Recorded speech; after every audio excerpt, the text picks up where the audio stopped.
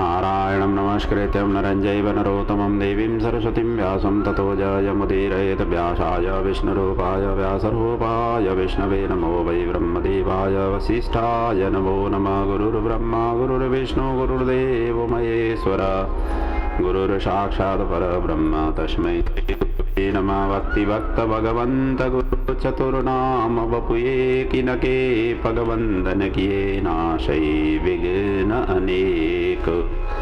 बोलिए श्री भागवत भगवान की जय। पुराण पुरुषोत्तम भगवान की जय। सदगुरुदेव महाराज की जय। श्री व्यास जी महाराज की जय। आइए श्रीमद् भागवत महापुराण के इस ज्ञानमयी गंगा की हम अष्टम स्कंद की कथा में हैं।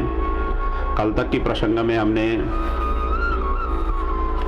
वामन भगवान का प्राकट्य का हमने चिंतन मनन किया था और वामन भगवान को सभी देवताओं ने अलग अलग, किसी ने कौपिन, किसी ने आसन, किसी ने कमंडलू, किसी ने जपमाला, दंड, छत्र, मेखला आदि प्रदान किया। माँ भगवती ने उनको भिक्षा प्रदान कर रही थी, तब उनको भिक्षा थोड़ा कम पड़ गया। उन्होंने कहा कि भिक्षा और ज़्यादा भिक्षा कहाँ से मिलेगी, तो माँ भगवती जगदम्बिका ने बताया था कि भृगु कक्ष, नर्मदा के तट जहाँ भृगु कक्ष में बलि राजा वहाँ पर यज्ञ कर रहे हैं, जाओ वहीं जा कर के याचना करो। तो उनकी बात को शिरोधार्य करते हुए वामन भगवान वहाँ पर पहुँचते हैं। उनकी भव्य स्वागत वहाँ पर हो जाती है और इसी क्रम में बलि राजा ने चरण पखाल करके उनके उच्च आसन में रखा, पाद्य अर्घ आचमन आदि से पूजन अर्चन किया। और उसके पश्चात बलि राजा ने यद यत बटो वांछसि तत प्रतीक्षमे, अर्थात जो जो आपको मांगना हो मांग लो, इस तरीके से उन्होंने याचना की। और इन्हीं यहाँ तक की प्रसंग हमने कल चिंतन मनन किया था, वहीं से हम कथा को आगे बढ़ा रहे हैं। आगे कहते हैं सुखदेव जी, हे राजन, इति वैरोचनिर्वाक्यम धर्मयुक्तम ससूनृतम। बलि के इस मधुर प्रकार के वचन से वामन जी प्रसन्न हुए और कहने लगे, हे दैतेंद्र, तुमने कुल के अनुरूप अपने वचन कहे हैं। इस कुल में आज तक याचकों का कभी भी विमुख नहीं होना पड़ा हुआ है, ऐसा इतिहास आप लोगों के कुल का है। इसके उदाहरण तुम्हारे पितामह प्रहलाद जी है। इसी कुल में हिरण्याक्ष तथा हिरण्यकश्यप जैसे वीर उत्पन्न हुए। तुम्हारे पिता विरोचन की तो बात ही क्या है, ब्राह्मण के वेश में देवताओं को अपने आयु तक उन्होंने प्रदान किया था। संसार में तुम्हारे गृहस्थी धर्म के सर्वत्र आज तक प्रशंसा हुई है, आगे भी होती रहेगी। ऐसा महान, ऐसा विशाल, ऐसा याचकों के प्रति सद्भाव ये कुल है। इसलिए तस्मात् त्वत्तो महिमी सद वृणे हम वरदर्शवात पदानी त्रीणि दैतेन्द्र सम्मितानि पदा ममः। मैं तो संतोषी ब्राह्मण हूँ, मुझे तो कोई ऐसी ज़्यादा चीज़ की ज़रूरत नहीं है। कभी कभार मैं कहीं बैठ कर के संध्या वंदन कर लेता हूँ तो लोग आ कर के मुझे उठा लेते हैं और मैं संध्या वंदन अच्छी तरह से कर नहीं पाता हूँ, जब तब कर नहीं पाता हूँ। इसीलिए मैं तो मेरे पैर से 3 पैर ही पृथ्वी आपसे मैं मांगता हूँ, याचना करता हूँ। ब्रह्मचारी को इससे ज़्यादा क्या ज़रूरत पड़ेगी और कोई भी उठा नहीं पाए, ताकि मैं आराम से, अपनी ज़मीन हो गया तो आपने आराम से बैठ कर के मैं जब तब कर सकूं, अपना संध्या बंदन आदि कर सकूं। इससे मुझे क्या ज़्यादा मुझे ज़रूरत नहीं है। इस तरीके से वामन भगवान ने उनसे 3 पैर की याचना की। शुक्राचार्य को तत्काल मालूम हो गया ये साधारण ब्राह्मण नहीं है। और इधर बलि ने कहा कि आपने 3 पैर ही पृथ्वी मांगा, ये तो तुच्छ ही है, ये तो उचित नहीं लगा। और मैं जे मेरे सामने आ कर के और इतना देने में मुझे तो लज्जा आती है। कम से कम इतना मांगो कि आगे जा कर के किसी से आपको मांगना नहीं पड़े, कम से कम इतना ज़मीन तो मांगो। तो वामन जी ने कहा कि इतने में ही मेरा प्रयोजन सिद्ध होगा। अधिक धन चाहने वाला तो चोर होता है, दंड के योग्य होता है। अधिकम यो विकांक्षित शस्तेनो दंडमर्हति, उसको तो दंड देने योग्य होता है, जो जितना जरूरत है उतने से ज़्यादा यदि मांगे तो। और वामन जी के वचन से बलि पुनः जिद्दी करते हुए हंस पड़े। तुम्हारी जो इच्छा हो ऐसा ही संकल्प कर देता हूँ। इस तरीके से कहते हुए वामनाय महिम दातु जग्राह जलभाजनम, जलभाजन जलपात्र लेकर के, कमंडलू लेकर के वामन भगवान को जमीन देने के लिए, पृथ्वी प्रदान करने के लिए उन्होंने कमंडलू उठाया। बलि ने जैसे जलपात्र उठाया वैसे ही शुक्राचार्य जी ने रोक लिया और रोकते हुए कहने लगे कि अरे मूर्ख, तू क्या कर रहा है? यह साक्षात विष्णु है। देवताओं के कार्य सिद्धि के लिए कश्यप अदिति के यहाँ इसने जन्म लिया हुआ है। ऐसा वैरचनो साक्षात भगवान विष्णुरव्यय, कश्यपाद अदितिर्जातो देवानाम कार्य साधक। देवताओं के कार्य साधक के लिए आया हुआ है ये दो ही पैर से ही त्रिलोक को नाप लेगा, फिर तीसरे पैर कहाँ रखेगा? संसार में उस दान की प्रशंसा नहीं है जिसमें आपने जीविका ही नहीं रहे। न तद दानम प्रशंसन्ति ये न वृत्तिर विपद्यते, दानम यज्ञ तपः कर्म लोके वृत्तिमतो यतः। अर्थात उसी दान को प्रशंसा है जो दान से अपना जीविकोपार्जन जीवित रहे। और 4 प्रसंग में असत्य भी क्षाम्य माना गया है शास्त्रों ने। कहाँ स्त्रीसु नर्म विवाहेषु वृत्त्यर्थे प्राण संकटे गो ब्राह्मणार्थ हिंसायाम नानृत्यम स्याज्जुगुप्सितम। अर्थात विवाह बंधन में वर और कन्या के लिए कुछ असत्य भाषण बोल करके भी उनका घर गृहस्थी विवाह बंधन में बंधन हो जाते हैं, तो उस समय असत्य भी क्षमा हो जाती है। उसी प्रकार स्त्री को मनाने हास परिहास में पत्नी के साथ में या पति के साथ में जो भी बातचीत हो जाती है वो भी असत्य नहीं मानी जाती है। और जब किसी का प्राण संकट में है, जीविका बचता है, तो भी उस समय भी असत्य मतलब वचनों का पालन करने की जरूरत नहीं होती है यदि किसी की प्राण बचा सकते हैं तो। और इसी प्रकार गौ ब्राह्मण संता आदि की रक्षा के लिए भी यदि उनसे असत्य बोलने से उनकी रक्षा हो जाती है, वो बच जाते हैं, दंड आदि से बच जाते हैं, तो ऐसे में भी असत्य बोलना क्षम्य माना हुआ है। और याज्ञवल्क ने तो कहा है कि वर्णिनाम ही बदो यत्र तत्र साक्ष्य नृतम वदेत। अर्थात जहाँ सत्य बोलने से ब्राह्मण आदि वर्णों का वध की संभावना हो वहाँ साक्षी असत्य बोल सकता है, यहाँ तक उन्होंने कहा हुआ है। इसलिए यह असत्य नहीं होगा। और ऐसी कंडीशन में आपने जो बोला हुआ है उनकी याचना के अनुसार आपको नहीं देने से कोई पाप नहीं लगेगा। इस तरीके से शुक्राचार्य जी ने यहाँ पर समझाया। और सुखदेव जी आगे वर्णन करते हैं राजन बलि। फिर बलि राजा कहते हैं कि गुरुदेव आपने ठीक ही कहा, परंतु मैं प्रहलाद का वंश का हूँ, मैंने संकल्प कर चुका हुआ हूँ, ये विष्णु ही है, तो भी मैं वैष्णव नरक ही जाने के लिए तैयार हूँ। आप ही कहते हैं कि प्रत्येक कर्म के अंत में अनेन कर्मणा भगवान परमेश्वर प्रियताम न मम, ऐसा कहते हुए आप ही सिखाते हैं। मैं अन्य से नहीं डरता जितना ब्राह्मणों के वचन दे करके उसे धोखा देने में डरता हूँ। ना हम विभेमि नीरयान ना धन्याद सुखारणवात न स्थानात च्यवनात् मृत्योर यथा विप्र प्रलंबनात्। इसलिए मैं अपने भगवान को सर्वस्व अर्पण करता हूँ। ऐसा ही है तो शुक्राचार्य कहते हैं कि मैं संकल्प नहीं कराऊंगा। यदि आपकी ऐसी ही दृढ़ विश्वास है तो मैं यज्ञ का आचार्य हूँ, मैं संकल्प नहीं कराऊंगा। और ऊपर से तुझे मैं श्राप दे दूंगा, भ्रस्य से श्रिय, ऐसा कहते हुए शुक्राचार्य जी ने अपने शिष्य को उन्होंने श्राप दे दिया। श्रिय मतलब लक्ष्मी, यश कीर्ति से, भ्रस्य से मतलब पतन हो जा, ये उन्होंने श्राप दे दिया। और बामन जी ने कहा कि दोनों को झगड़ा देख करके कहने लगे, बामन जी तो आपके आचार्य यदि संकल्प नहीं करे तो मैं भी थोड़ा बहुत मुझे भी संकल्प आ जाती है, मैं ही कर देता हूँ, कोई नहीं, पानी हाथ में रख लीजिए, ऐसे हैं तो आपके, और वैसे तो मैं इतना विद्या अध्ययन किया हुआ नहीं हूँ, फिर भी जो है ना कोई बात नहीं है, मैं टूटी फूटी संकल्प मैं भी कर देता हूँ। इस तरीके से बामन भगवान जी ने वहाँ पर बताया। तो शुक्राचार्य को असह्य हुआ, जब संकल्प ही होने की स्थिति बनी तो असह्य हुआ, सूक्ष्म रूप धारण करके कलश की टूटी में जा कर के बैठ गए शिष्य की रक्षा के लिए। और इसी कारण उधर से पानी, जैसे कलश से पानी नीचे गिराने लगे तो पानी वहाँ से उतर आई नहीं, आया ही नहीं।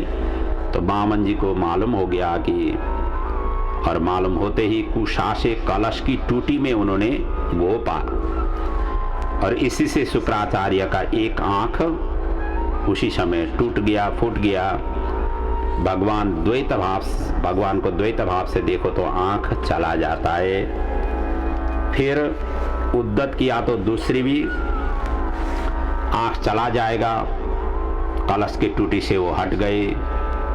इसलिए कहा गया ना, समत्वम योग उच्यते, एक ही आंख से देखो, द्वैत आंख से विषमता कि आ जाती है, विषमता हो जाती है। बामन जी संकल्प बोलने लगे, अब यहाँ पानी नीचे गिर गया तो संकल्प बोलने लगे, ओम विष्णु ओम विष्णु ओम विष्णु। प्रथम परार्धे पारमणे कल्पे अदितिपुत्राय वामनः स्वरूपाय बटाय त्रिपदम भूमिम दातुम संप्रददे। इस तरीके से उन्होंने संकल्प किया। 3 पैर की ही संकल्प बलि ने करते हुए देव ऋषि गंधर्वों ने इस कार्य की प्रशंसा करते हुए पुष्प वृष्टि किए। और उसी का यहाँ पर सुखदेव जी वर्णन करते हैं, तदा सुरेंद्रम दिवि देवता गणा गंधर्व विद्याधर सिद्ध चारणा तत्कर्म सर्वेपि गृणन्त आर्जवम प्रसून वर्षैर बभृशो मुदान्विता। और देखते देखते ही वो धीरे धीरे विराट रूप में वामन भगवान परिणत हो गए, जिसमें 7 लोक, नदी, पर्वत, द्वीप, समुद्र, चंद्र, सूर्य, नक्षत्र, तारा, इंद्र आदि देवता, सिद्ध, गंधर्व, ऋषि, महर्षि, चार अचर संपूर्ण ब्रह्मांड वहां पर वामन भगवान ने विराट रूप से उनको प्रदर्शित कर दिया। इसलिए तदबामनम रूप तदबामनः रूपमधार बताद्भुतं हरेर अनन्तस्य गुणत्रयात्मकं भूखं दिशो धुर्विवरो पयोतया स्त्रियं नृदेवारिषयो यदाशत। और उस विराट भगवान की शोभा अद्भुत थी, अद्भुत थी। उन्होंने एक पैर से सारा पृथ्वी नाप ली। क्षितिम पदैके न बलिर्विचे क्रमे न शरीरेण दिशा बाहुभी। शरीर से आकाश तथा भुजाओं से दिशाएं घेर ली। दूसरे पक्ष से ऊपर के सब लोग, स्वर्गादि लोक, ये सभी का सभी उन्होंने नाप ली। पदम द्वितीयम क्रमतास्त्रिविष्टपम न वै तृतीयाय तदीयमण्वपि। इस प्रकार से एक पैर से सारा भूमंडल उन्होंने नाप लिया, द्वितीय पैर से सारा त्रिविष्टप स्वर्गादि लोकों को उन्होंने नाप लिया, और तृतीय पैर के लिए कोई स्थान नहीं बचा। यह देख करके बलि राजा आश्चर्य में पड़ गए।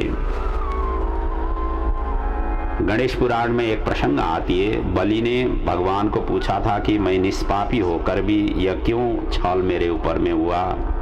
उत्तर में भगवान गणेश जी ने उत्तर दिया था कि तुम पूर्ण निष्पापी नहीं थे। यज्ञ के आरंभ में गणेश पूजा तुमने नामंजूर किया था, इसीलिए ये भोगना पड़ा।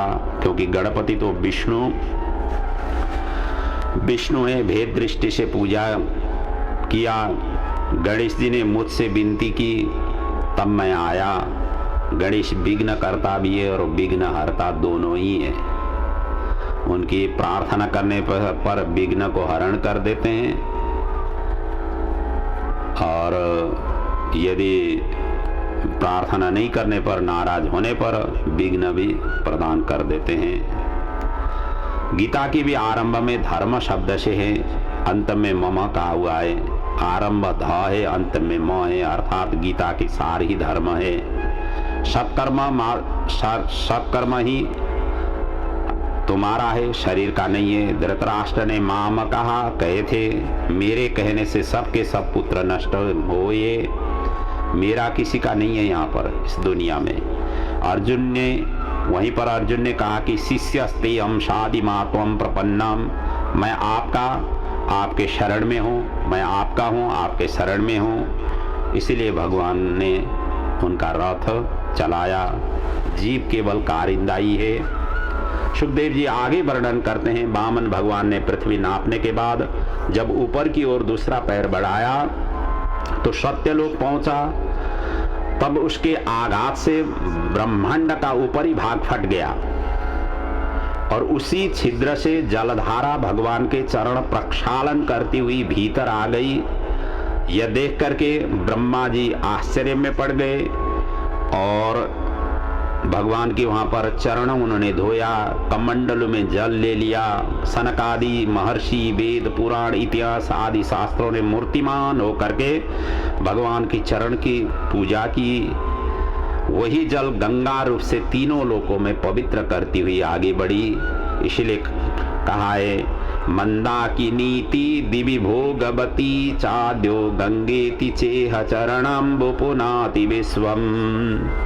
और वही जल स्वर्ग में मंदाकिनी के नाम से, पाताल में भोगवती के नाम से और पृथ्वी में गंगा के नाम से प्रख्यात हुई है। सभी लोगों को नाप कर भगवान वामन बटु रूप में पुनः उपस्थित हुए।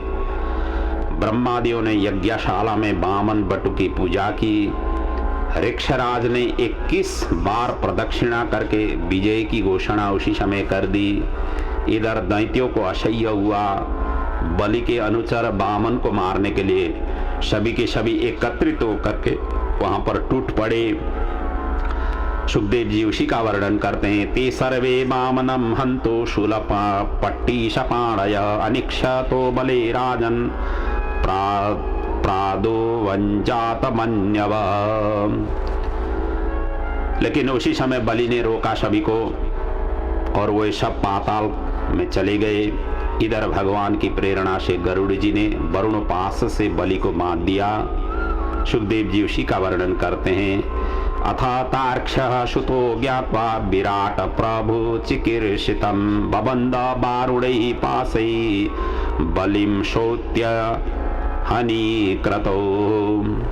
इससे चारों ओर हाहाकार मच गया। फिर भगवान ने कहा, दैतेंद्र, तुमने 3 पैर का संकल्प किया था, मैंने तुम्हारे सामने ही 2 पैर से संपूर्ण लोक अवे नाप लिया। अब शेष तीसरा पैर बाकी है और उसकी भी आपकी याचना पूरा करो। आपने वचन दिया हुआ है, उसकी भी आप पूर्ण करो। इसलिए सुखदेव जी कहते हैं, पदानी त्रीणि दत्तानि भूमिर्मह्यम त्वयासुरः द्वाभ्याम क्रांतामही सर्वं तृतीय उपकल्पय। तीसरे पैर कहाँ रखूं, इसके लिए आप मुझे स्थान बताएं। संकल्प वस्तु जो नहीं देता है वो नरकगामी होता है, यह शास्त्रों का वचन है। अब तुम नरक का भोग करो, क्योंकि तुम्हें तीसरा स्थान मुझे नहीं दे रहे हो, क्योंकि तुम्हारे पास देने की अब कुछ ही रहा है नहीं।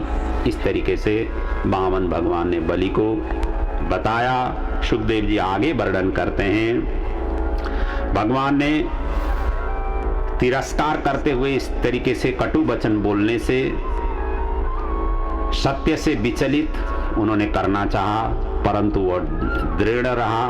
बलि खिन्न नहीं हुआ। फिर उदारता से उसने बोला कि अब तीसरा पैर के लिए वो कह रहा है कि कहाँ रखना है। यदोत्तम श्लोक भवान ममेरितम बचो व्यलीकम सुख सुरवर्य मन्यते करोमृतम तन्न भवेत प्रलंबनम पदम तृतीयम कुरु शीर्ष्णि में निजम। मे निजम शीर्षणि तृतीयम पदम कुरु। अर्थात आपको मैं धोखा नहीं दूंगा, आप धोखे में नहीं पड़े, मैं आपका संकल्प पूर्ण करता हूं। आप ना जो तीसरा पैर है मेरे सिर में रख दीजिए। इस तरीके से अपना सिर ही उसने आगे बढ़ाया। बालक ध्रुव भी मृत्यु के सिर पर चरण रख करके विमान में बैठे थे। आज सिर बलि राजा ने आगे प्रस्तुत किया कि आप अपना चरण मेरे सिर पर रखिए। जिसके सिर पर भगवान की चरण पड़े, ऐसा महान और भाग्यशाली भक्त बहुत कम होते हैं। और उस समय भगवान का चरण में अपना सिर पहुंचने का मतलब होता है व्यक्ति जीव से सीप बन जाता है, व्यक्ति के अंदर ब्रह्माकार वृत्ति हो जाती है, क्योंकि सिर बुद्धि प्रदान है, इसमें काम वासना का वास होता है। भगवान का चरण से काम सारा का सारा नष्ट हो जाती है। गोपिनी भी कहती है ना दशम स्कंद में, शिरसि देहि न श्रीकर ग्रहम, आएगा गोपी गीत में। तो गोपी कौन है? गोपी ही इंद्रिय ही भक्ति रसम पीवती ही साहा गोपी। इसलिए प्रार्थना करो, प्रभु आपके चरण मेरे सिर में रख दीजिए। सकाम बुद्धि नष्ट होने के बाद ईश्वर मिलन में बाधा हटता है। बलि राजा भगवान के यहाँ पर स्तुति कर रहे थे, उसी समय प्रहलाद पितामह वहाँ पर आ पहुँचे।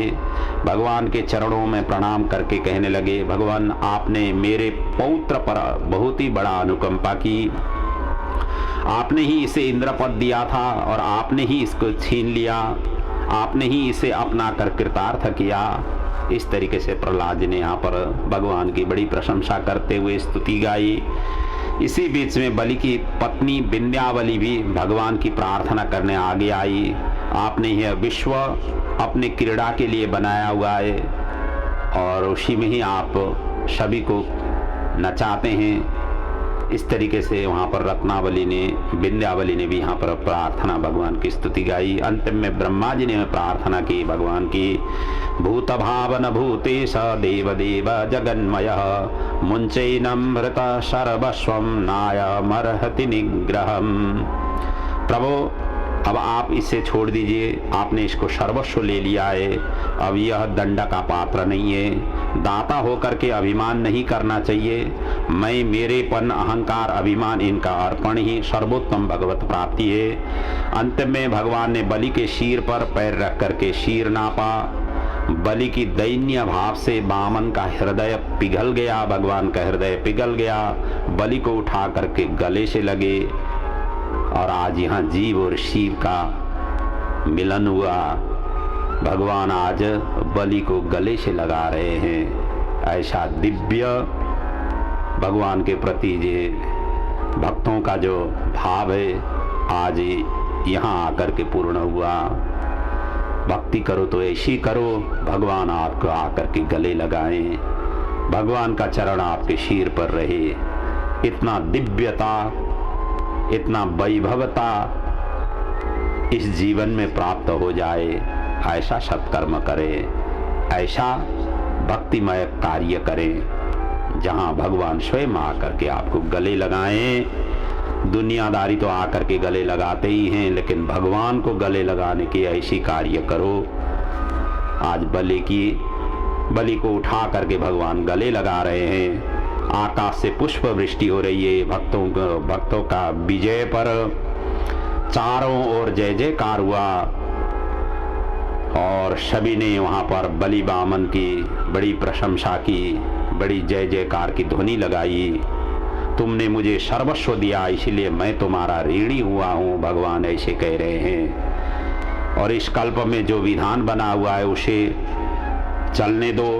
आगामी सावरणी मनमंत्र में मैं तुम्हें इंद्र बनाऊंगा, इंद्र पदवी दे दूंगा। इसलिए सप्तम वैवस्वत मनमंत्र में पुरंदर इंद्र हुए है, अभी है।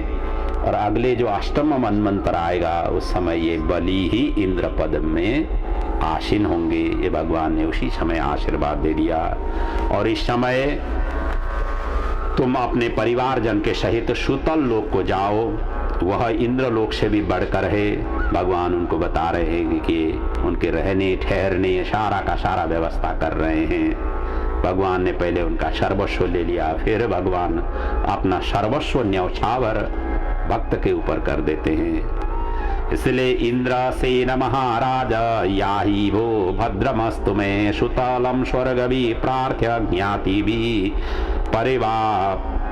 परिवारित। आप ज्ञाति जनों के साथ, बंधु बांधवों के साथ में सुतल लोक को आप चले जाएं। इतना ही नहीं, मैं वहां तुम्हारा द्वारपाल रह करके सपरिवार तुम्हारी मैं रक्षा करूंगा और तुम वहां मुझे सर्वदा समीप ही देखोगे।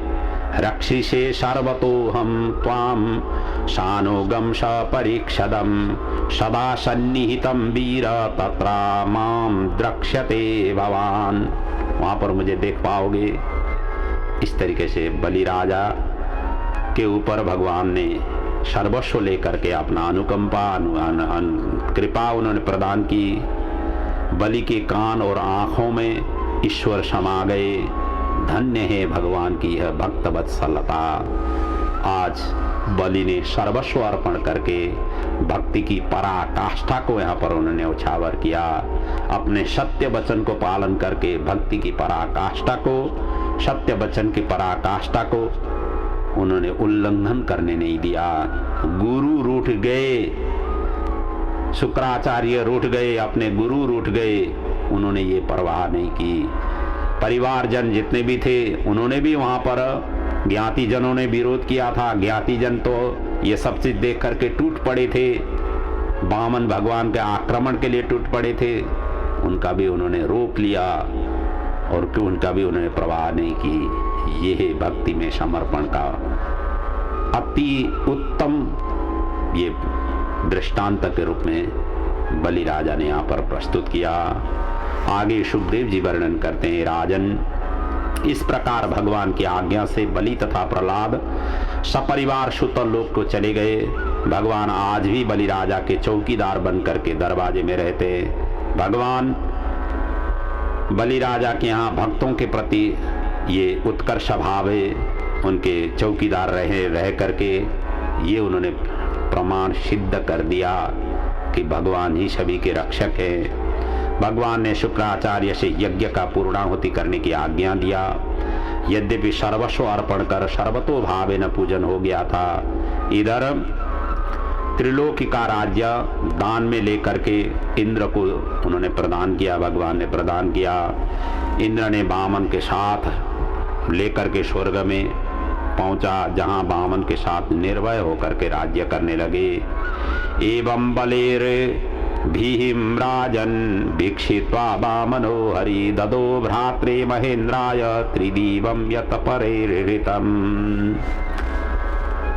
और ये बलि वामन की जो आध्यात्मिक प्रतीकात्मक जो अर्थ है, विद्वानों ने इनकी ऊपर में ऐसा भाव व्यक्त किए हुए हैं। बलि ही जीवात्मा है, वामन ही परमात्मा है। बलि के गुरु शुक्राचार्य है, संयमी है। शुक्राचार्य का अर्थ शुक्र को जो संरक्षित कर लेता है, और शुक्र ही तेज का प्रतीक है, और शुक्र ही प्रजनन का प्रतीक है। संयमी जीवात्मा को कोई मार नहीं सकता है। कंस असंयमी था, इसलिए मारा गया। बलि की ही तरह संयमी बनो तो भगवान आंगन में आ जाते हैं। बलवान कौन है? जो काम, क्रोध, लोभ, मोह, मत्सर्य आदि को जो शमन कर सकता है, जो मार सकता है, वही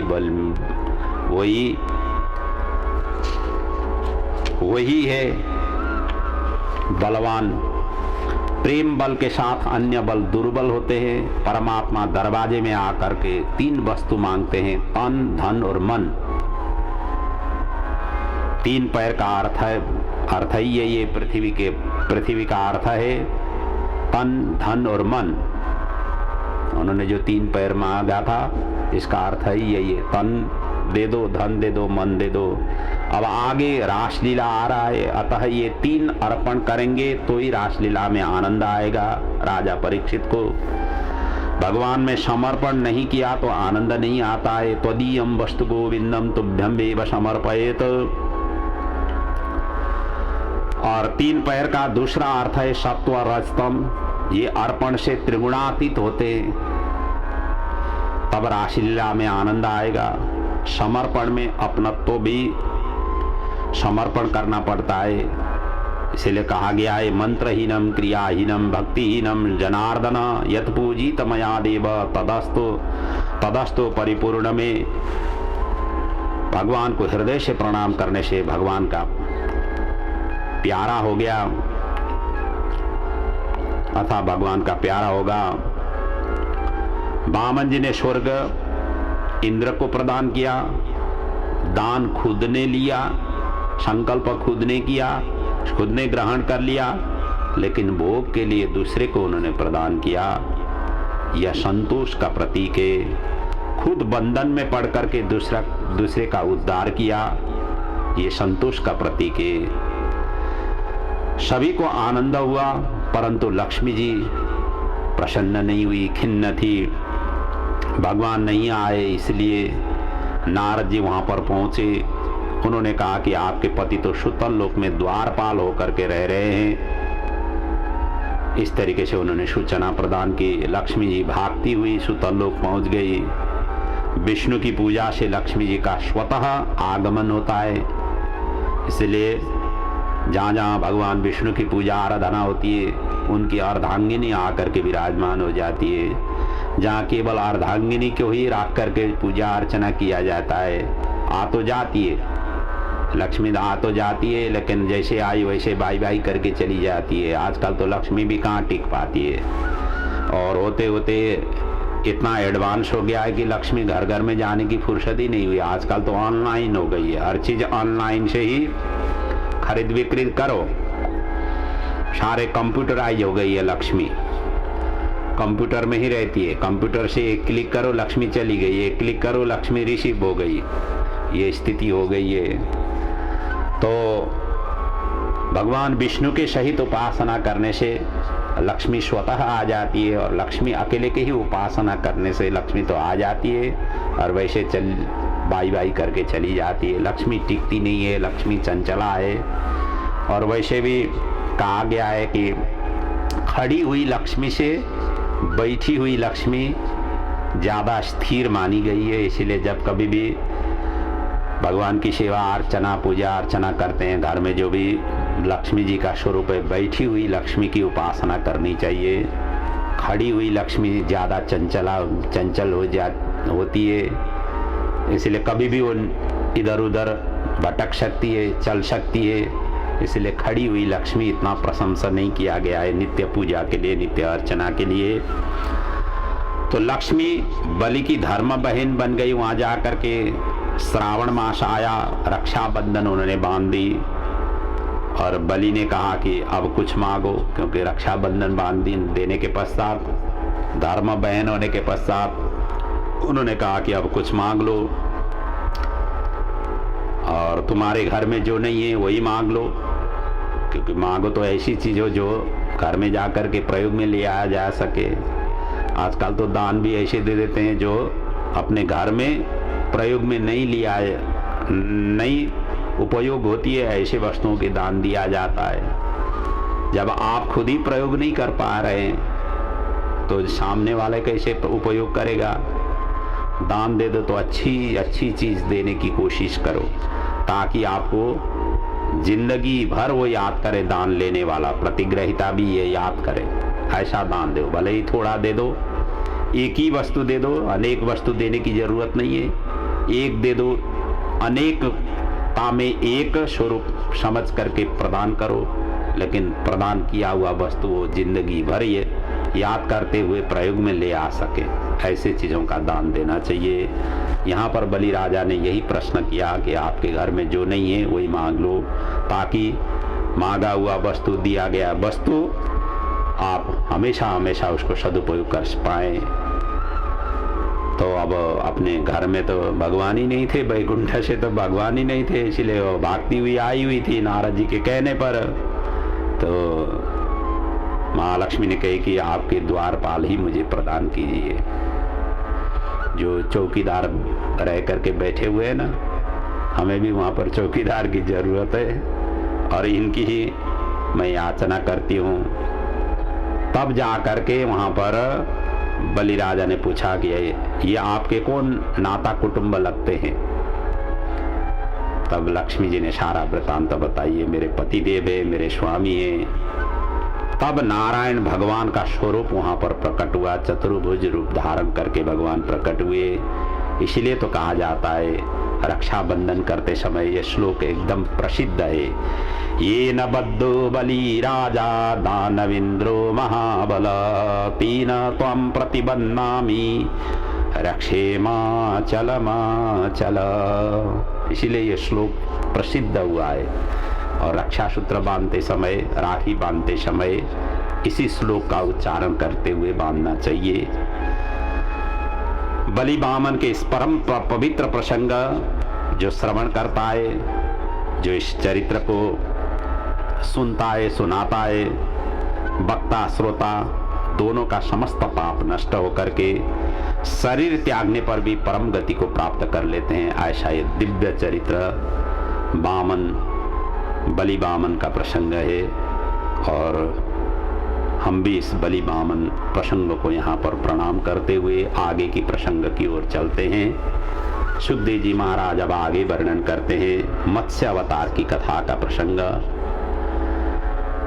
जो बामन अवतार के ही समान है ये कथा भी। जैसे बामन भगवान ने विराट रूप दिखाया था, मत्स्य भगवान ने भी यहाँ पर विराट रूप प्रस्तुत किया हुआ है, और उसी का यहाँ पर प्रसंग वर्णन है आगे की। परीक्षित जी ने यहाँ पर प्रश्न किया, हे ब्रह्मन, भगवान श्रोतुमिच्छामि हरिर अद्भुत कर्मणः अवतारा कथा माध्यम माया मत्स्य विडम्बनम। मैंने सुना हुआ है मत्स्य भगवान भी बामन की तरह बड़े थे, कृपा करके मुझे वो प्रसंग श्रवण कराइए। तो सुखदेव जी कहते हैं, हे राजन, गोविप्र साधूनां छन्दसामपि चेश्वरः रक्षामिक्षंस्तनुर्धत्ते धर्मस्यार्थस्य चैव हि। भगवान गौ ब्राह्मण साधु एवं धर्म की रक्षार्थ अवतार धारण करते हैं, इसलिए परित्राणाय साधूनां विनाशाय च दुष्कृतां धर्म संस्थापनार्थाय संभवामि युगे युगे। गीता में इस तरीके का श्लोक है। तो इसलिए भगवान युग युग में इस तरीके से पदार्पण करते हैं। सत्यव्रत के अनुग्रहार्थ प्रलय काल में मत्स्य रूप धारण कर मत्स्य पुराण का उपदेश उन्होंने प्रदान किया, जहाँ हयग्रीव नाम का दैत्य ने ब्रह्मा जी के मुख से निकला हुआ वेद को लेकर के जा रहा था, उनकी उन्होंने वध किया था। मुखतो निसृतान वेदान हयग्रीवोन्तिके हरत। और कथा इस प्रकार से है, ऐसा कहते हुए सुखदेव जी आगे वर्णन करते हैं। एक बार राजर्षि सत्यव्रत, जो इस कल्प के वैवस्वत मनु हुए हैं, केवल जल पी करके नारायण के निमित्त तप कर रहे थे। एक दिन ऐसा हुआ, एकदा कृतमालायाम कुर्वतो जलतर्पणम। कृतमाला नदी में स्नान के पश्चात वो तर्पण कर ही रहे थे। उसी समय अकस्मात उनकी अंजलि में एक मछली का बच्चा आ गया। राजा ने तुरंत ही उस मछली को नदी में फेंक दिया, और मछली ने उसी समय कहा कि मुझे नदी के बड़े जंतु खाएंगे, आप भी मुझे फेंक रहे हैं, मैं आपके शरण में आया हुआ हूँ, मेरी रक्षा कीजिए। राजा ने कमंडलों में फिर उसके पश्चात उनको रक्षा करने के उद्देश्य से कमंडलों में रख करके अपने आश्रम में आए। एक ही रात्रि में इतना वो बढ़ गया कि कमंडलों उनके लिए छोटा पड़ गया। फिर कहा मछली ने, नाहम कमंडलावस्मिन कृच्छम वस्तो महोत्सहे। मैं कमंडलों में अब रह नहीं पाऊंगा, मुझे मेरे लिए थोड़ा बड़ा स्थान आप ढूंढ करके वहाँ पर व्यवस्था कीजिए। इसके बाद उन्होंने मटके में रखा और उसके पश्चात मटका भी छोटा पड़ गया। फिर उसके पश्चात उन्होंने तालाब में रखा, तालाब भी उनके लिए छोटा पड़ गया। फिर तो जा करके उन्होंने समुद्र में ही उस मछली को मतलब रख लिया। समुद्र में तो मुझे रिमसक मगरमच्छी आदि खाएंगे, इस तरीके से उन्हें समुद्र के लिए जैसे उन्होंने बताया। तब राजा ने सोचा कि ये साधारण मछली नहीं है, ये कोई भगवत कृपा की ही मछली है। ऐसा सोच करके उनके चरण शरण में पड़ गए राजा और हाथ जोड़ करके पूछा कि आप कौन हैं, आप क्या करना चाहते हैं। तमाहम को भवान अस्मान मत्स्य रूपेण मोहयन, आपने मत्स्य रूप धारण करके मुझे क्यों ऐसा मोहित किया और क्या करना चाहते हैं। इस तरीके से शरणापन्न हुए। आप अवश्य ही साक्षात भगवान हैं। राजा की इस दीन वचन से, शरणापन्न से मत्स्य रूप भगवान ने कहा, आपने ठीक ही कहा है। आज के ठीक 7वें दिन में पृथ्वी जलमय होगा प्रलय से।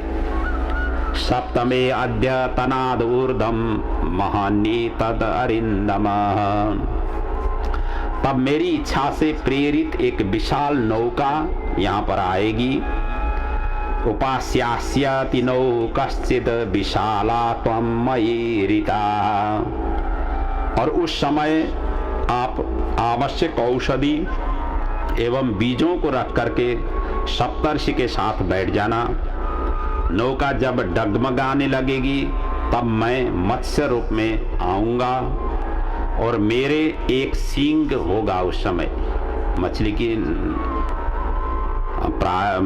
के सींग नहीं होते हैं, जैसे गाय के सींग होते हैं और इधर सांड की अलग अलग जीव जंतुओं की अलग अलग आकृति होती है।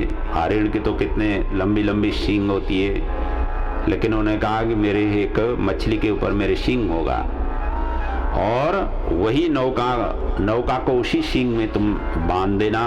इतना कह करके मछली रूप भगवान वहाँ पर अंतर्ध्यान हो गए। ठीक 7वें दिन में ऐसा ही हुआ।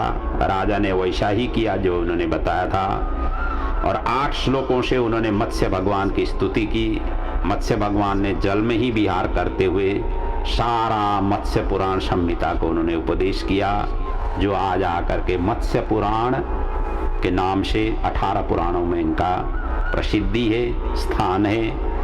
पुराणम संहिताम दिव्याम सांख्य योग क्रियावतीम, जिसमें सांख्य योग का विशेष रूप से वर्णन किया गया है, ये मत्स्य पुराण के अंतर्गत। और प्रलय लीला समाप्ति पश्चात जब ब्रह्मा जी जग गए तब भगवान ने हयग्रीव का वध करके ब्रह्मा को वेद समर्पित किया। वही सत्यव्रत इस संकल्प में वैवस्वत मनु हुए हैं। इस प्रकार की यहाँ पर वर्णन है। और यहाँ पर 7 दिन का उल्लेख किया गया है, जैसे कि परीक्षित भी 7 दिन में ही मृत्यु हो जाए, मृत्यु होने वाली है, इसीलिए भागवत कथा श्रवण कर रहे हैं। द्वारिका में जब उद्धव को उपदेश दे रहे थे, उपदेश देने के पश्चात भगवान ने कहा आज के 7वें दिन में ये द्वारिका समुद्र से ढक जाएगी। इस तरीके से वहाँ पर भी 7 दिन का उल्लेख है। और हम भी 7 ही दिन के ही लिए ही भागा दौड़ी करते हैं। 7 दिन ही हमारा सुरक्षित रहे, 7वें दिन सुरक्षित रहे, इसलिए हम भागा दौड़ी करते हैं। और 7 का यह भागवत में जगह जगह पर इस तरीके से वर्णन है। और भागवत कथा का पारायण भी 7 दिन का ही, इसीलिए परीक्षित की मृत्यु 7 दिन में होनी थी, इसलिए 7 दिन का व्यवस्था की गई। यदि 8वें दिन 9वें दिन तक भागवत खींच जाए तो परीक्षित का वहाँ पर मृत्यु होने वाला था, इसीलिए भी 7 दिन की व्यवस्था की गई है। ऐसा 7 नंबर की विशेष उल्लेख है यस भागवत में। और इसका आध्यात्मिक अर्थ यह है कि मत्स्य का वृत्ति ही मत्स्य है, वृत्ति ही मन है। वृत्ति विशाल होने से ब्रह्माकार होता है। सब में मैं हूँ, मुझ में सब है, यही ब्रह्माकार वृत्ति है। और स्वयं भगवान का स्वरूप था, ब्रह्माकार स्वरूप ही मत्स्य वृत्ति है। और प्रकाश में, प्रकाश है तो पाठ करो या चोरी करो, जो प्रकाश का काम तो प्रकाश ही प्रदान करना है, दिया का काम जो लाइट का काम है, चाहे चोरी करो, चाहे पाठ करो या स्तवन करो, कीर्तन करो, प्रकाश तो प्रकाश ही प्रदान करती है। इसलिए परमात्मा सबके हृदय में बैठ करके प्रकाश प्रदान करते हैं। ईश्वर का धर्म नहीं है, वह सदा आनंदमय में रहते हैं। वृत्ति तदाकार करने से शांति मिलती है, जैसी है उस हिसाब से तदाकार तादात्म्य संबंध रखने से शांति मिलती है। जैसे परिस्थिति है उसी परिस्थिति में एडजस्ट करने से शांति मिल जाती है। परिस्थिति के विरुद्ध चलने से अशांति हो जाती है। इसीलिए जैसा परिस्थिति अपने सामने से गुजर रहा है उसी परिस्थिति में अपने आप को एडजस्ट करना ही मानवता की सर्वश्रेष्ठ साधना है, बुद्धि की सर्वश्रेष्ठ प्रयोग है। इसलिए उस तरीके से व्यवहार करना चाहिए। समाज में यदि हम समाज से विरुद्ध चले, उस समाज के अनुरूप तादात्म्य संबंध हमने नहीं रखा तो हम जो है ना विचलित हो जाते हैं, फिर हम कहीं के नहीं रह जाते हैं। इसलिए जैसा चल रहा है उसी में एडजस्ट करने की वृत्ति को आगे बढ़ाना चाहिए। कई लोग जो है ना हर चीज़ों में नुक्स निकालते हैं। कई लोग ऐसे होते हैं कि ऐसा नहीं होना चाहिए, ऐसा होना चाहिए, इस तरीके से विरोध करते हैं। ये कई हद तक तो ठीक होगा, लेकिन परिणाम इसका ठीक नहीं होगा। यदि सभी लोग एक ही रास्ते से चल रहे हैं, आप और दूसरी रास्ता आप दिखा रहे हैं, शायद ऐसी कंडीशनों में अपने आप को सोचना चाहिए। तो ये ब्रह्माकार वृत्ति तब प्राप्त होगा जब ब्रह्मनिष्ठ गुरु मिलेंगे। यहाँ पर मत्स्य नारायण सदगुरु के स्वरूप हैं। सद वृत्ति ही सत्यनिष्ठ है। वृत्ति मन ऐसा बनाओ, और ऐसे वासना निवृत्ति करने का वैसे भी 4 उपाय बताया गया है। इस तरीके से अंतिम में सुखदेव जी कहते हैं कि जो वासना की वृत्ति है, उस वासना वृत्ति की जो निरूपण करने का, उसका शमन करने का, क्योंकि सप्तम स्कंद में वासना 3 प्रकार की वर्णन की गई थी, सत वासना, असत वासना और मिश्र वासना। और उस वासना को निकालने के लिए, वासना को निवृत्त करने के लिए अष्टम स्कंद की मनमंत्र की कथा यहाँ पर वर्णन हुई, और जिसका हमने यहाँ पर चिंतन मनन किया। ये वासना 4 प्रकार से हटती है। सतत भगवान की मतलब आपातकाल में भगवान का स्मरण करने से वासना हट जाती है, जो गजेंद्र ने किया। सत्य वचन का पालन करने से वासना हट जाती है, बलिराजा ने किया। और वचनबद्ध होकर के सर्वस्व अर्पण करने से वासना हट जाती है, जो बलिराजा ने किया। और यहाँ पर मत्स्य भगवान ने अपने वृत्ति को, यहाँ पर इन्होंने जिस तरीके से मत्स्य भगवान ने एक ज्ञान प्रदान किया, किसी भी परिस्थिति में एडजस्ट करने की, जो जैसे भी परिस्थिति आए उस परिस्थिति के अनुसार अपने आप को अनुकूलता बनाना, ये भी वासना हटने की, वासना विलय करने की, वासना निवृत्त करने की उपाय, ये भी यहाँ पर बताया। इस प्रकार से वर्णन करते हुए ये अष्टम स्कंद की कथा यहाँ पर पूर्ण की गई है। हम भी इस मत्स्य अवतार की प्रणाम करते हुए इस स्कंद की पूर्णाहुति करें। भगवान इस वासना हटाने की ये मनमंत्र संबंधी कथा को हमने चिंतन मनन किया, और इस चिंतन मनन से हमारे अंदर में भी यदि बचा कुचा हुआ वासना है तो वासना सभी निकल जाए, हमारा भी वृत्ति ब्रह्माकार वृत्ति हो जाए, और ब्रह्माकार वृत्ति से हम भगवान का सतत चिंतन करते हुए इसी जीवन से हमारा कल्याण हो, इस रास्ते पर हम जा सकें। यही भगवान हमें प्रेरणा दें, शक्ति दें, हिम्मत दें, बल दें, ऐसे सौभाग्य सुयोग्य अवसर हमें प्रदान करें। यही भगवान के चरणों में वंदना प्रार्थना सहित अंतिम में सुखदेव जी स्कंद को पूर्णाहुति करते हुए प्रणाम कर रहे हैं। हम भी उसके साथ साथ में प्रणाम करें। प्रलपयसि धातु सुप्त शक्तिर्मुखेभ्य श्रुतिगण अपनीतं प्रत्युपादात् हत्वा दितिज अकथयद यो ब्रह्म सत्यव्रतानां ज्ञानं तमहमखिलं हेतुं जिह्वमीनं नतोऽस्मि। जिह्वमीनं नतोऽस्मि, उस मत्स्य रूप भगवान को मैं हृदय से प्रणाम करता हूँ, जिन्होंने प्रलय काल में सारा का सारा जो बीज है उस बीज को उन्होंने संरक्षण किया, वेद को उन्होंने संरक्षण किया। ऐसे मत्स्य भगवान को मैं प्रणाम करता हूँ। ऐसा कहते हुए सुखदेव जी मत्स्य अवतार को यहाँ पर प्रणाम कर रहे हैं। हमने भी प्रणाम किया। प्रभु हमारी वाणी से, शब्दों से कोई प्रसंग हमने स्पष्ट कर नहीं पाए तो भगवान हमें ऐसी शक्ति दें, आगे की प्रसंग हम स्पष्ट कर सकें। प्रभु हमारी ओर से ज्ञात अज्ञात जितने भी दोष, हमारे आज से पूर्व जितने भी दोष हुए हैं, वो दोष को समन करते हुए हमें सद्बुद्धि प्रदान करें, सत आचरण की हमें प्रेरणा प्रदान करें। जीवन में, इसी जीवन में प्रभु हमें आपके अंग संग होने का सौभाग्य हमें प्राप्त हो। समस्त प्राणियों में सर्वश्रेष्ठ ज्ञान और विवेक दे करके आपने इस धराधाम में हमें भेजा। जिस परिवार में, जिस कुल में, जिस कुटुंब के साथ हमारे संबंध आपने स्थापित किया, उस परिवार, उस कुल कुटुंब को हमेशा हमेशा सुख और शांति प्रभु प्रदान करें। हमारे जितने भी पूर्वज हैं, वो पूर्वज जहाँ जहाँ जिस रूप में भी हैं, इस भागवत कथा की श्रवण चिंतन मनन से उन सभी का उद्धार हो, उन सभी की कल्याण हो, उन सभी को भगवत चरण आश्रय उन्हें प्राप्त हो। और आने वाले दिनों में, जीवन में, हमारे वंश में, हमारे कुल में, हमारे खानदान में, हमारे कुटुंब में भगवत भक्तों का आगमन हो और भगवत अनुसरण, अनुगमन, अनुशीलन करने वाले ऐसे भक्तों का बारंबार हमारे कुल में, खानदान में आविर्भाव होते रहें। उनकी प्रेरणा से हमारा कुल कुटुंब वंश उसी प्रकार से विस्तारित हो सके। यही प्रभु के चरणों में सभी की तरफ से वंदना करते हुए इस महामारी की, इस महान प्रकोप के इस स्थिति में, विश्व में जो आज संत्रस्तमय वातावरण से सभी प्रजा गुजर रहे हैं, प्रत्येक देश गुजर रहा है, प्रत्येक महादेश गुजर रहा है।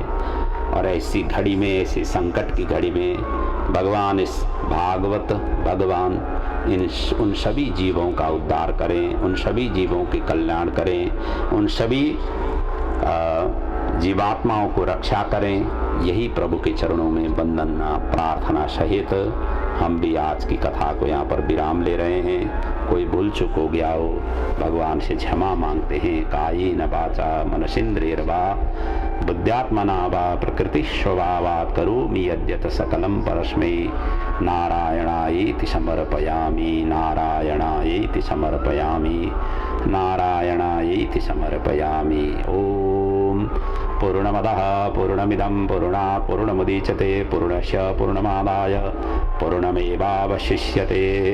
सर्वे भवन्तु सुखिनः, सर्वे सन्तु निरामया, सर्वे भद्राणि पश्यन्तु मा कश्चित् दुःखभाग् भवेत्। ओम शांति शांति शांति। ओम बोलिए श्री भागवत भगवान की जय, पुराण पुरुषोत्तम भगवान की जय, श्री व्यास जी महाराज की जय, श्री सद्गुरुदेव भगवान की जय।